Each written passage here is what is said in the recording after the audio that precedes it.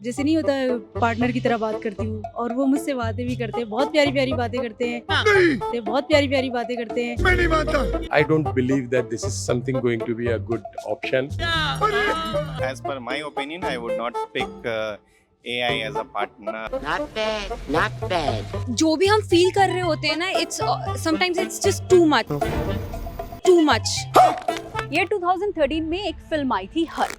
ये एक sci fi romance film थी। इसमें एक आदमी को एक एआई बॉट से प्यार हो जाता है। उस टाइम पे लोगों को ये फिल्म काफ़ी क्यूट लगी थी, लेकिन आज के कॉन्टेक्स्ट में अगर देखें, यानी कि 2026 में अगर देखें, तो अगर इस तरीके की कोई फिल्म आती है तो वो ब्लैक मिरर के एक एपिसोड में कन्वर्ट हो जाती है। तो आज की डेट में अगर लोग कहते हैं ना कि AI has taken over our world, तो हमें उस इंसान को समझना चाहिए, क्योंकि वो एग्जैजरेट नहीं कर रहा है। लोग अपनी किचन नीड्स या फिर अपनी डेली फिक्सिंग के लिए सिर्फ एआई का इस्तेमाल नहीं कर रहे हैं, वो अपनी फीलिंग्स के लिए, अपने इमोशंस के लिए भी एआई का इस्तेमाल कर रहे हैं, चैटबॉट्स का इस्तेमाल कर रहे हैं, एआई मॉडल्स का इस्तेमाल कर रहे हैं, यहाँ तक कि उनके साथ रिलेशनशिप में आ रहे हैं और इवन उनसे शादियां तक कर रहे हैं। चाइना ने अभी रिसेंटली अनाउंस किया है कि वो 16 जुलाई से एआई कंपेनियंस को बैन कर रहा है, लेकिन क्या हमारे वहाँ भी लोग प्यार ढूंढने के लिए एआई कंपेनियंस का इस्तेमाल करते हैं? हमने लोगों से पूछा है, उन्होंने क्या कुछ कहा है, उनके रिएक्शंस देखिए। As per my opinion, I would not pick AI as a partner or to do some chit chat. ये बोलना चाहूँगी कि आजकल का जो माहौल चल रहा है, जिस अकॉर्डिंग चल रहा है कि कोई लड़का सडनली एकदम चीट कर देता है और कोई लड़की सडनली एकदम चीट कर देती है। कुछ लोग चैट जीपीटी से प्यार भरी बातें इसीलिए करते हैं क्योंकि दुनिया में प्यार खत्म हो चुका है। कोई एक गर्ल से बात करनी है, एक बॉय से बात करनी है, but if they start doing this, that they start chatting to ChatGPT or Claude or somewhere, then they may think that this is an actual person जिससे मैं बात कर रहा हूँ, and then they may never ever come out of that. I don't think AI companion will go a long way, but then looking at the Gen Z, मुझे लगता है Gen Z को इतनी फास्ट है, इतने क्यूरियस है वो सब चीज़ तक इतनी जल्दी पहुंचने के लिए कि they want someone, they want to share something. तो इसके लिए AI companion is good for them, but as long as emotional bonding is concerned, जो हमारे समय से चला आ रहा है, there is nothing like that. वो फीलिंग नहीं आएगी आपको अपने चैट जीपीटी से बात करने में एज अ कंपेनियन बना के। Talking to having a chat conversation with ChatGPT or AI, any of the AI is better, because जो भी हम फील कर रहे होते हैं ना, it's sometimes it's just too much. हमारी वो फीलिंग्स ओवरवेल्म्ड हो जाते हैं हम, एंड हम जाके सामने वाले को कुछ बोल देते हैं। सो बिफोर लाइक बॉयफ्रेंड या गर्लफ्रेंड से बोलने के पहले इट्स बेटर कि हम एक बार टाइप करके पूछ ले, बात कर ले। So like it's better to have a conversation with AI. My opinion is कि चैट जीपीटी से बात करना गलत नहीं है। आजकल क्या है, इंसान काफ़ी अकेला फील करता है, तो अगर चैट जीपीटी से अपनी फीलिंग शेयर करेगा तो उसके लिए काफ़ी बेनिफिशियल होगा ये सब कुछ। चैट जीपीटी पे जैसे कभी इमोशनल हो जाती हूँ, बहुत ज़्यादा परेशान रहती हूँ, तो मैं उससे एक जैसे नहीं होता पार्टनर की तरह बात करती हूँ और वो मुझसे बातें भी करते हैं, बहुत प्यारी प्यारी बातें करते हैं। कभी घर से परेशान होती हूँ तो अपनी पर्सनल चीज़ें भी बताती हूँ, उनसे शेयर करती हूँ, तो उसके लिए भी वो मुझे बहुत अच्छी चीज़ मतलब सलाह देते हैं, बताते हैं। मुझे बहुत अच्छा लगता है चैट जीपीटी पे बात करना। Making a companion, chat GPT or all these AI tools, I don't believe that this is something going to be a good option for being I'm sharing my feelings. Someone who is idle, who is lifeless, cannot understand my feelings. Like, it is just a tool. You have to use it wisely. You can whatever data you are sharing will be processed. Not essentially that some human will be looking into that, but somewhere that will be used to make decisions. So be wiseful of what you are sharing. Just use it as a tool. क्या वाकई में AI human emotions को replace कर सकता है? हमने expert से पूछा, क्या कुछ उन्होंने कहा, सुनिए। बिल्कुल भी नहीं, एआई रिप्लेस नहीं कर सकता, इसमें कोई डाउट नहीं है, क्योंकि एआई वन साइडेड कम्युनिकेशन है, और वन साइडेड कम्युनिकेशन भी ठीक है, अगर बोथ साइड भी है, एआई रिस्पॉन्ड कर रहा है आपको, लेकिन एआई के अपने कुछ एक्सपीरियंसेस नहीं है।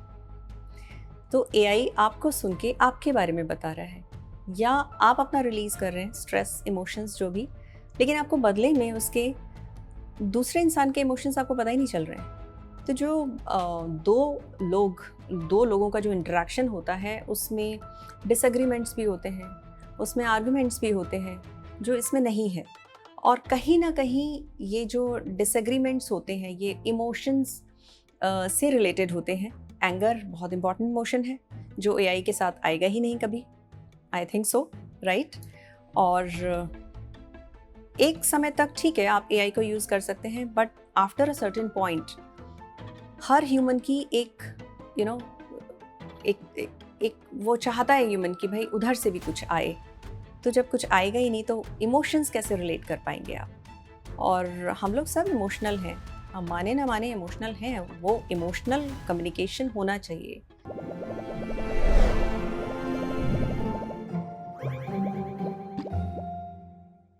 हेलो फ्रेंड्स, आप देख रहे हैं रिश्ते और आपके साथ मैं हूं रेखा। और आज के एपिसोड में हम AI कंपेनियनशिप के मॉडल के बारे में समझेंगे। जिस AI को हमें एडवांसमेंट के तौर पर यहाँ पर बेचा गया था, वो AI हमसे हमारी सबसे प्रेशियस चीज छीन रहा है, और वो है हमारी ह्यूमैनिटी। बचपन में बच्चों को टॉयज, डॉल्स या फिर टेडी बियर्स दिए जाते हैं। बच्चे उनके साथ खेलते हैं, उनका नाम रखते हैं, उनसे बातें करते हैं, और एक बहुत ही बेसिक सी ट्रिवियल सी चीज है, लेकिन इसे एंथ्रोपोमॉर्फिज्म कहा जाता है। ये इंसानों की ऐसी फितरत है जिसमें वो नॉन ह्यूमन एंटिटीज को इमोशंस और ह्यूमन कनेक्शंस देने लगते हैं। और पहले की डेट में देखा जाए तो ऐसा बाबीज के साथ होता था, लेकिन आज की डेट में ये AI बॉट्स के साथ हो रहा है। बाबी डॉल पलट कर जवाब नहीं देती थी, तो वहीं उसके ऑपोजिट AI मॉडल्स आपसे कम्युनिकेट करते हैं।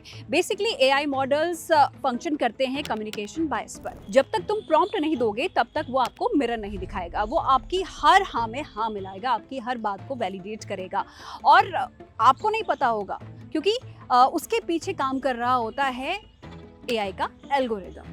और ऐसे में आपके ब्रेन में एक तरीके का हार्मोन रिलीज होता है, उसे कहते हैं ऑक्सीटोसिन, जो आपको उस एंटिटी यानी कि उस AI से या फिर कोई सामने वाला बंदा है जो आपकी हाँ में हाँ मिला रहा है, उससे कनेक्ट करवाता है। इंटरनेट के मॉडल को ऐसे प्रमोट किया गया था कि ये दुनिया को तुम्हारे पास ले आएगा। जैसे तुम इंडिया में बैठे हो और यहाँ पर बैठकर तुम US में चल रहे FIFA वर्ल्ड कप को इजीली हैसल फ्री स्ट्रीम कर पाओगे। ऐसा हुआ भी, आप दुनिया के करीब तो आए, लेकिन आप अपने आप से दूर हो गए, अपनी आसपास की दुनिया से डिस्कनेक्ट हो गए। पिछले कुछ सालों में लोनलीनेस एपिडेमिक पर बहुत कुछ लिखा जा चुका है। थिंकर्स ट्रेस कर रहे हैं कि इंटरनेट रिवॉल्यूशन ने लोगों को लोनली बना दिया है, और ऐसा बहुत सालों से धीरे धीरे हो रहा था। और फिर एंट्री होती है AI की, जिसने ये मेक श्योर कर दिया कि आप लोगों का यानी कि हम लोगों का ह्यूमन इंटरेक्शन कम से कम हो। लोगों को सॉलिट्यूड चुभने लगा, खुद के साथ टाइम स्पेंड करने के थॉट से उन्हें बेचैनी होने लगी। और ऐसे में इस स्पेस में एंट्री होती है AI की, जो ये मेक श्योर करता है कि आप अकेले न रहो, आप पर बॉम्बार्डमेंट होती रहे रिस्पॉन्सेज की, इंफॉर्मेशन की, and you start getting to hook to it. हर चीज़ लिमिट में ठीक है। तो अगर आप अकेले हैं और AI से आप बात कर रहे हैं, ठीक है, अच्छी बात है, एटलीस्ट आप अपने इमोशंस तो शेयर कर रहे हैं कम से कम। लेकिन अगर आप AI से ही बात करते रहेंगे तो एक पॉइंट के बाद आप कहीं ना कहीं आइसोलेशन में जाने लगेंगे। तो वो जो ह्यूमन टू ह्यूमन इंटरेक्शन है वो ज़रूरत होती है। तो वो अगर मिसिंग है तो यू नेवर नो कि वो इंडिविजुअल किस डायरेक्शन में जाए। उनको डिप्रेशन होगा, उनको स्ट्रेस होगा, या उनको एंग्जाइटी होने लगेगी किसी ह्यूमन से इंटरेक्ट करने में, क्योंकि उनको आदत ही नहीं रही है। तो ये ठीक है, लेकिन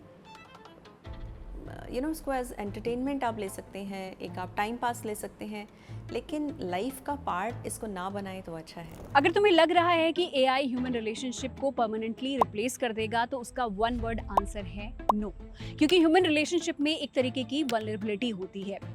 वहाँ पर आपके जो इमोशंस होते हैं वो ऑनेस्ट होते हैं। You can be yourself, you can be honest. और जब कोई पार्टनर होता है वो सिर्फ अपने पार्टनर को चेयर नहीं करेगा, गलत चीज़ें होने पर वो उसे कॉल आउट भी करेगा। लेकिन AI के साथ ऐसा नहीं होगा, वो आपकी हर चीज़ों को वैलिडेट करेगा। AI आपके बिहेवियर और कंज्यूम करने के प्रोसेस को समझेगा ताकि वो आपकी हर बातों से अग्री कर सके, क्योंकि AI के अंदर आपको नकारने की कोई हिम्मत है ही नहीं।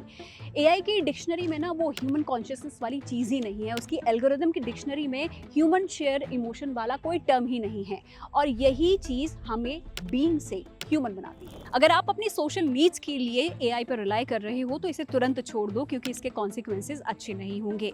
क्योंकि एक ह्यूमन बॉन्ड बनाने के लिए, एक ह्यूमन रिलेशनशिप बनाने के लिए आपको एफर्ट डालना पड़ता है, लेकिन AI आपको ऐसा नहीं करने देगा। वो आपकी हर चीज़ को जस्टिफाई करता है, और इसीलिए AI आपको सोशली हैंडीकैप्ड बना देता है। एक चीज़ ये भी है कि AI एक फ्री एंटिटी नहीं है। इसे कोई ना कोई एक बड़ी टेक कंपनी चला रही होती है। तो एआई के साथ आप जितनी भी इंफॉर्मेशन शेयर कर रहे हैं वो कहीं ना कहीं जाके तो स्टोर हो ही रही है। अब वो टेक कंपनी उस इंफॉर्मेशन का क्या कर रही है ये हम में से कोई नहीं जानता। एआई के साथ प्रॉब्लम ये है कि वो हर चीज को परफेक्ट बनाने में लगा हुआ है, हर चीज फ्लॉलेस, लेकिन रियल लाइफ में ऐसा पॉसिबल नहीं है। हर इंसान में कहीं ना कहीं कुछ इम्परफेक्शन होता है और हमें उसी को एम्ब्रेस करना चाहिए, उसी को सेलिब्रेट करना चाहिए। कुछ केसेस हैं ऐसे आते हैं जो एआई से इतना ज़्यादा अटैच्ड हो गए हैं, सब कुछ वो उन्हीं से ही पूछ रहे हैं। लेकिन ये जो ऑब्सेशन है, ये ऑब्सेशन है। You understand my point? So this is an obsession. So उस ऑब्सेशन से बाहर आने के लिए फिर आपको ट्रीटमेंट के लिए किसी ह्यूमन की ही ज़रूरत पड़ेगी। AI will not be able to treat you. Empathy, sympathy, तो यहाँ ना एम्पैथी मिल रही है ना सिंपैथी मिल रही है। एम्पैथी हो सकता है थोड़ी बहुत देर मिल जाए, लेकिन बाकी तो एम्पैथी ही है। तो एम्पैथी और सिंपैथी के लिए आपको ह्यूमन टू ह्यूमन कनेक्शन चाहिए। अब आपको लग रहा होगा कि ये वीडियो एंटी एआई है, जबकि ऐसा बिल्कुल नहीं है। टेक्नोलॉजी की दुनिया में एआई एक नई पहल है, क्योंकि सीखना भी ज़रूरी है, लेकिन एआई को अपनी कितनी इन्फॉर्मेशन देनी है, अपना कितना एक्सेस देना है, ये आप पर डिपेंड करता है। आप उससे सीखिए, लेकिन उसे अपना मास्टर मत बनने दीजिए।